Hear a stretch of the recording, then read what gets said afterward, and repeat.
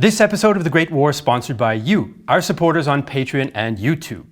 This history show is only possible because of your contributions. And as a supporter, you can chat with us on Discord, you get access to our supporter podcast, and much more. So visit patreon.com/thegreatwar to find out more. And now, on to the show. It's July 1919, and the peace treaty between Germany and the Allies has been signed.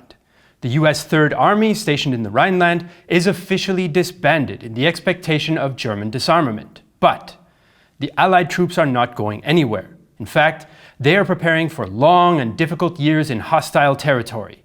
It's the occupation of the Rhineland.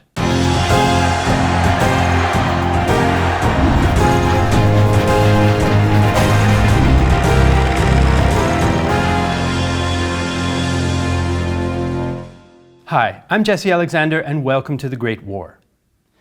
By the summer of 1919, Allied troops had been occupying German territory west of the Rhine River since the armistice of November 1918. Now that the Versailles Peace Treaty had been signed, the Allied powers prepared for a 15-year-long occupation in enemy territory.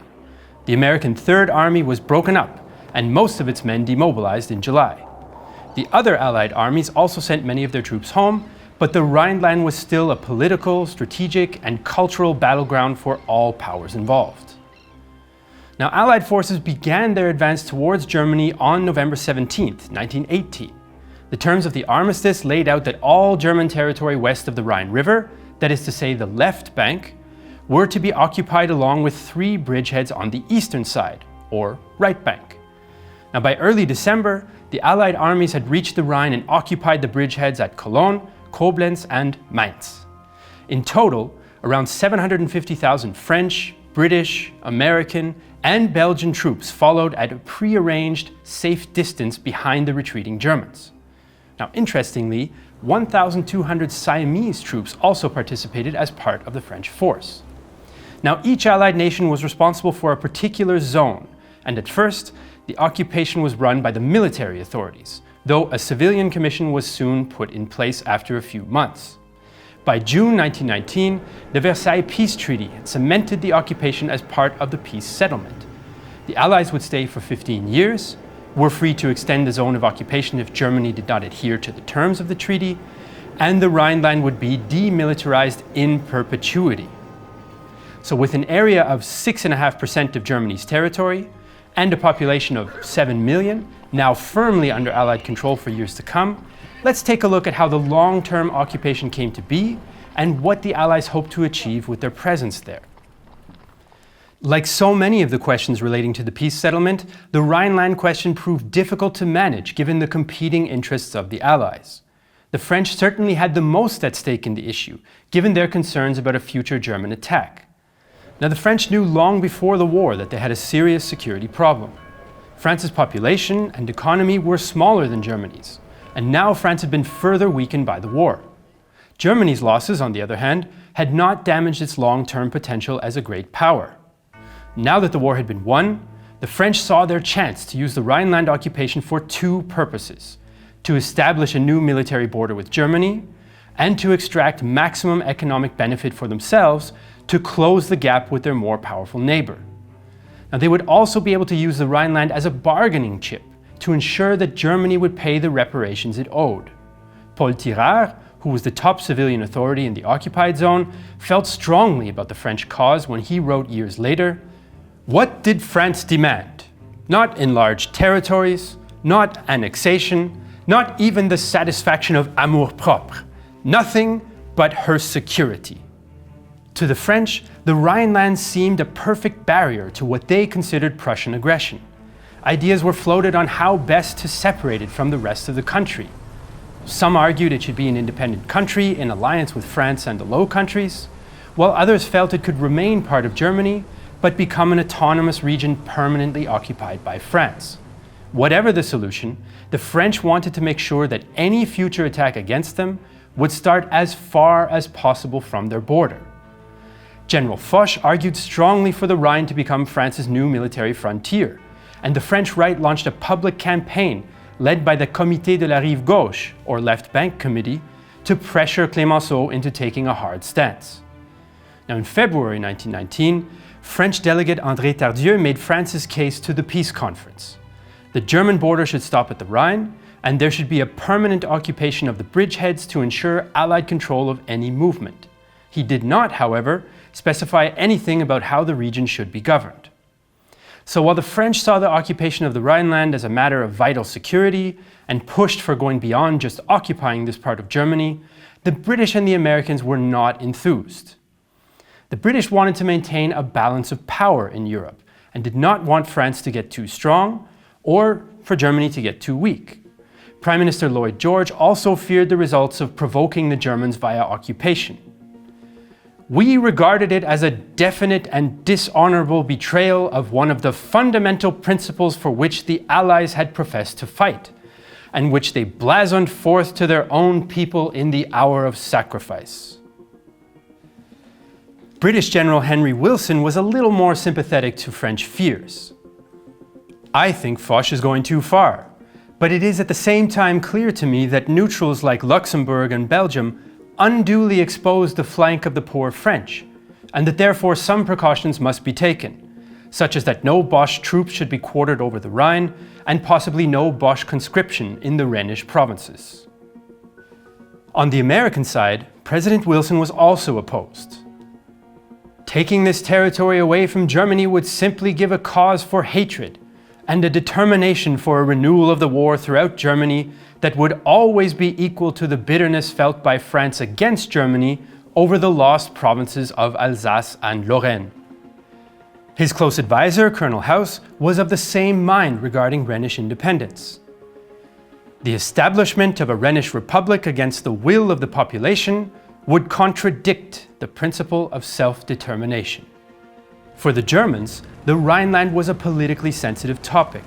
The Rhine River was a symbol of German national identity and military might, and the subject of much patriotic and romantic literature and poetry, like the famous song Die Wacht am Rhein, The Watch on the Rhine.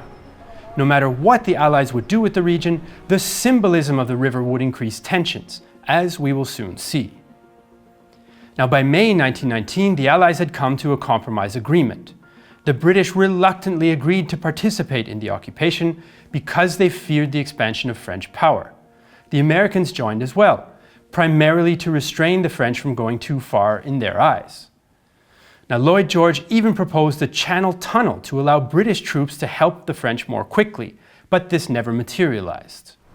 So the Rhineland would remain part of Germany, but, to allay French fears, the British and Americans agreed to guarantee the safety of France should Germany attack again. These guarantee agreements were signed on June 28th, even though they went against the League of Nations principles opposing alliances. Now, ultimately, this guarantee, like the peace treaty, would fail to be ratified by the US Congress. So in spite of French differences with the Americans and the British, an agreement on occupation and future security guarantees had been hammered out by the end of June. But that certainly didn't mean that France did not hope to press its advantage further. Now, the French generals were, in spite of their allies' misgivings, keen to see what might be done about detaching the Rhineland from Germany, in one form or another. Now, generally speaking, the Rhineland had a difficult relationship with Prussia, and some felt now might be the time to escape from Prussian dominance, a feeling that the French were quick to lend a helping hand. As General Mangin, the commander of the occupying 10th Army, put it, "Il n'y a pas de Boche sur la rive gauche. There are no Boche on the left bank." Mangin met with Hans Dorten, a lawyer who was interested in distancing his home region from Prussia. Now, the exact extent of Dorten's separatist intentions is still somewhat murky, but with French support he began planning a change in political status for the Rhineland. He intended to proclaim a Rhenish republic in the Belgian and US occupation zones, but the authorities there refused, so he issued a proclamation in the French zone on June 1st. An autonomous Rhenish republic, a republic of peace, is founded within the German Confederacy. Koblenz will be the seat of government and of the Rhenish Assembly. The provisional government has its temporary seat at Wiesbaden. Now, Dorten still envisioned the Rhineland as having a connection to Germany, just a weaker one than before.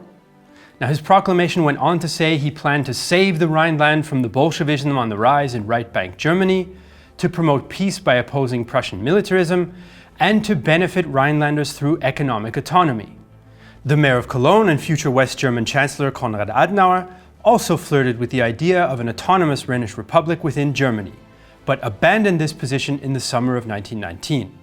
In the end, nothing came of Daughton's proclamation. In spite of French hopes, the little support he did have was anti-Prussian rather than pro-French, and the majority of Rhinelanders were not interested in separation of any sort. Daughton himself eventually fled to France a few years later. Instead, from mid-1919, the French adopted a policy of pénétration pacifique, or peaceful penetration, to turn public opinion in their favor. Now, this included promoting French culture, creating a positive image of France, celebrating the influence of France in the region during Napoleonic times, mandatory French language instruction in schools, and student exchanges to France.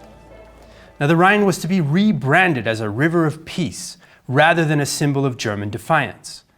But the peaceful penetration policy failed for the same reasons as political separation did, because the people wanted to remain with Germany, and the French occupation's military character kept locals wary of closer ties.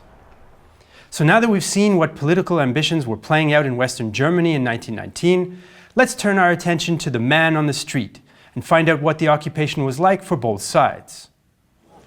Now, once Allied troops had entered Germany, the relationship between soldiers and the local people became a prime concern.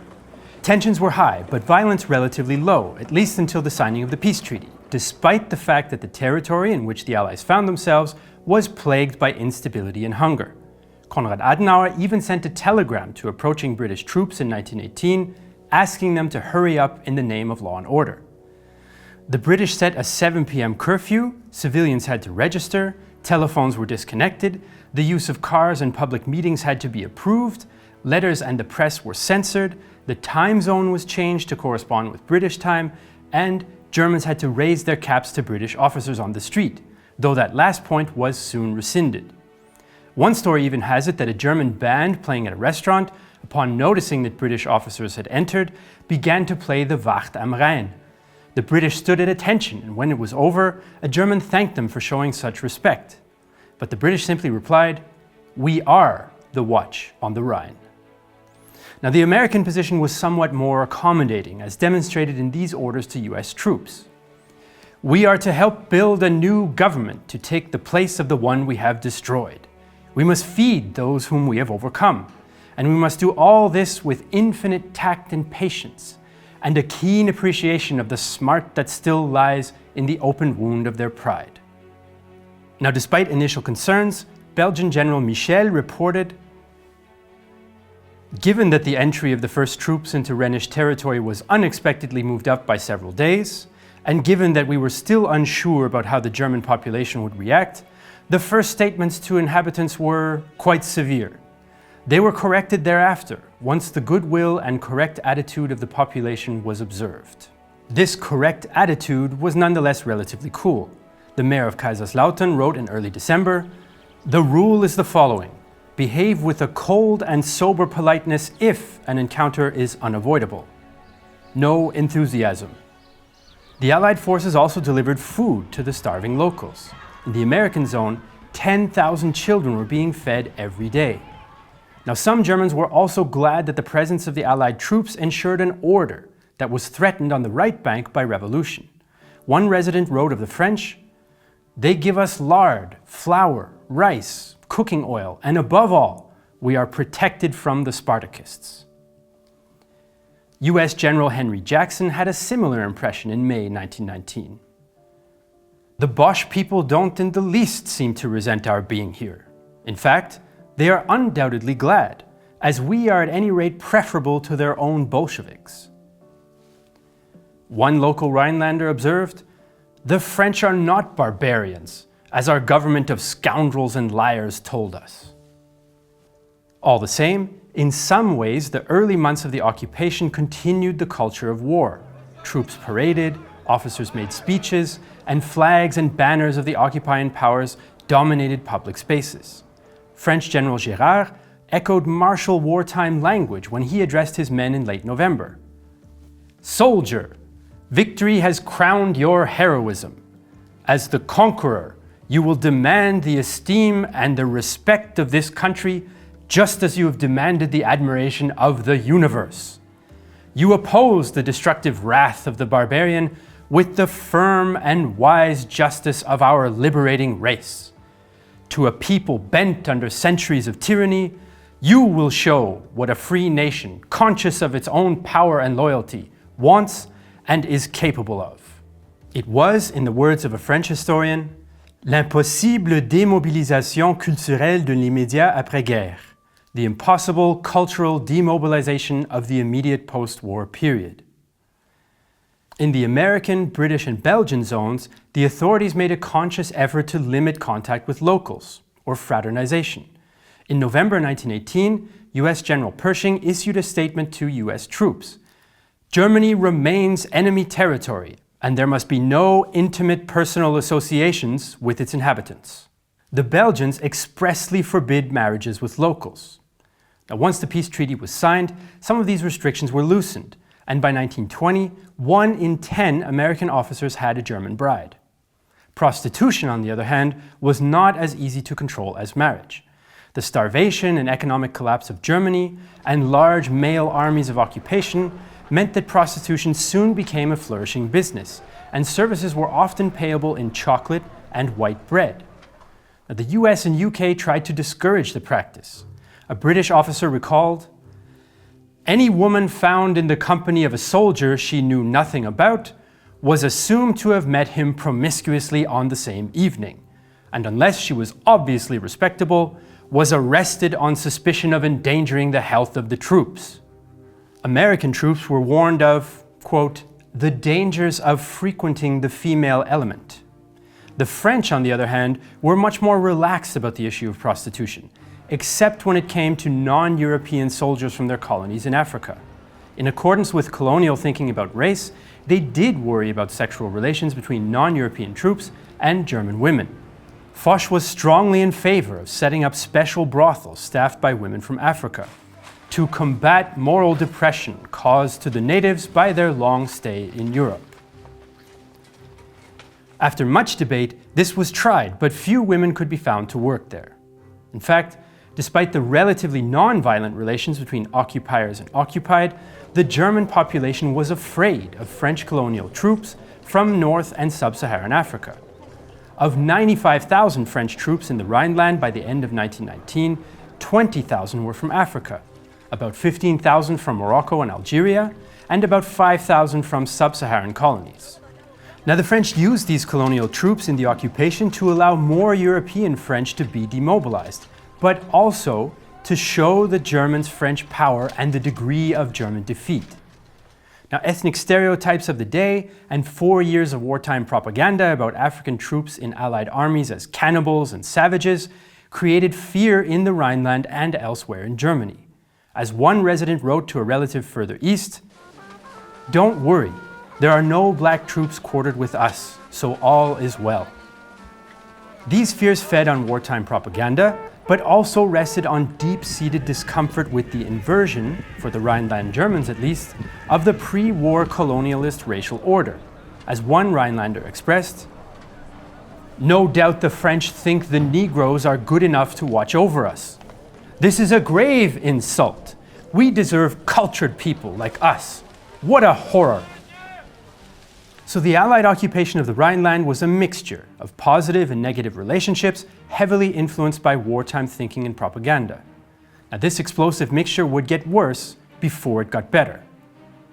Now, once the peace treaty was signed, many Allied troops were sent home, and in some ways, life settled down to more of a routine. In other respects, though, tensions increased. In May and June, there were large protests in Bonn and Cologne against the peace treaty. One of the most significant issues remained the presence of the French colonial troops. In unoccupied Germany especially, there were reports of violence and, most controversially given attitudes about race, rape. The Deutsche Tageszeitung reported, "The Entente is flooding the left bank with Negroes and colonials of various colors. They steal and they rape." In December 1919, a Christian German newspaper lamented, "We are facing a series of moral violations of the most shameful sort.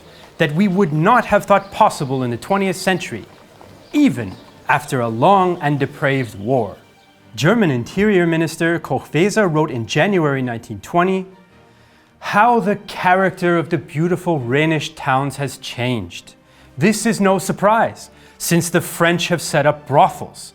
And since Negroes are billeted in our towns, they rape our young girls, whose cries fill the streets." Because of the outrage in Germany, there was concern in France and Britain, and France seemed to some observers to have lost some moral standing as a result.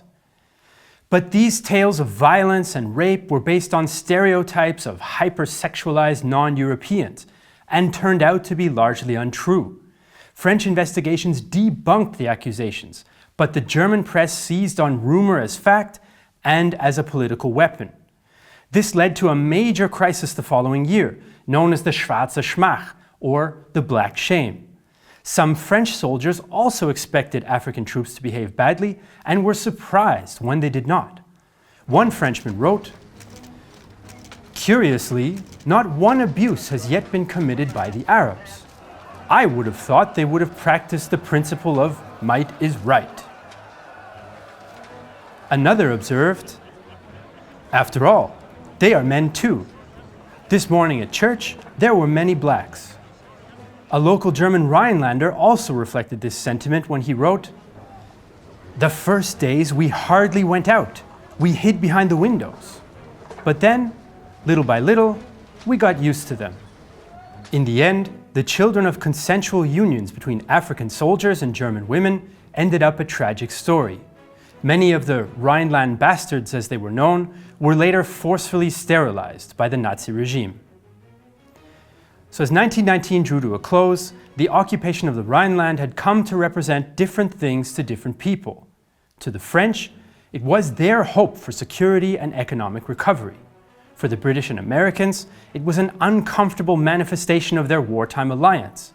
And to the Germans, it was an outrage, and a national shame which helped stoke nationalist rhetoric. A propaganda war had begun in mid-1919 that would not soon end. And even after the treaty entered into force in January 1920, the specter of racial politics and renewed violence would soon rear its head. Now, as usual, you can find all the sources for this episode in the video description below, including links to our Amazon stores. To get access to all our podcast episodes with expert interviews and other perks, you can also support us on Patreon or by clicking the join button below. I'm Jesse Alexander, and this is The Great War 1919, a production of Real-Time History and the only YouTube channel that thinks peaceful penetration is a less than ideal name for your political strategy.